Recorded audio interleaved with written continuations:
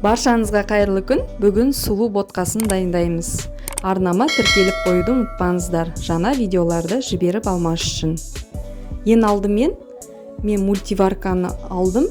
Осыған үйдің сүтін құйып, жақсылап қайнатып аламыз. Үстіне татымына қарай тұз сеуіп, қант саламыз.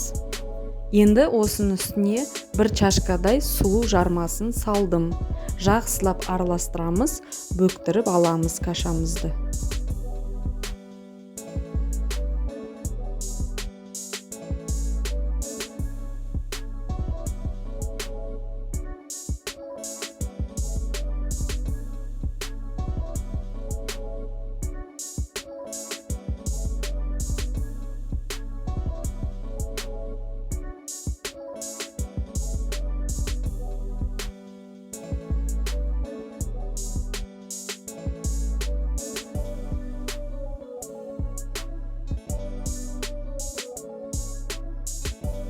Міне осымен үй жағдайындағы ботқамыз дайын болды. Астарыңыз дәмді болсын.